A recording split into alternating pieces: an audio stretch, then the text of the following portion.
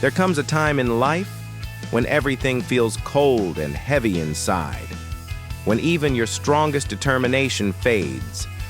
The goals you once chased with energy and hope now feel dim, like a candle flickering in a storm you didn't see coming.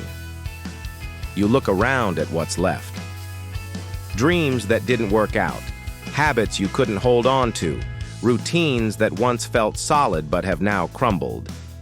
And in that silence, you ask yourself, did any of it matter? The mind tries to take control again. It wants to clean up the mess, rebuild, make a new plan. But the heart isn't ready. The heart knows that this isn't a time for doing. It's a time for listening, for sitting still, for letting something deeper begin to take shape. Let us pause with her. A woman once built her life like a temple. Precision in the morning, pride in the afternoon, plans etched deep like marble at night. All was known, all was intended. But life is no architect's apprentice. It is fire.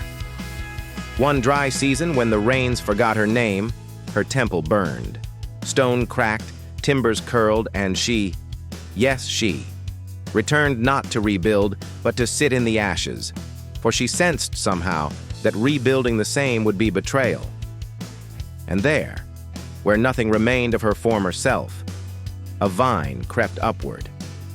A fragile green thing, rooted not in design, but in truth. It did not grow from discipline. It was not summoned by intention. It rose unbidden from what endured. Such is the strange mercy of impermanence. In the absence of what we once believed necessary, we begin to see what is true.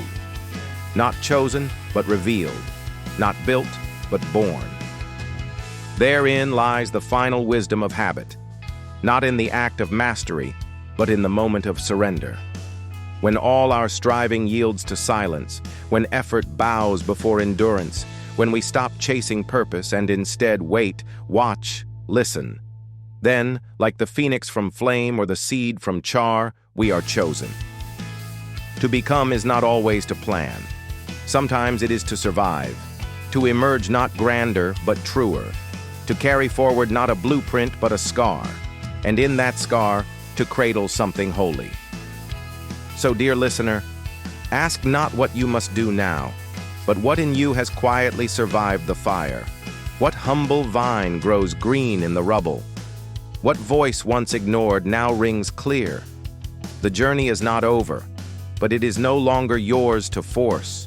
You have become soil, and something sacred is rooting within you. Let it grow. Let it find you.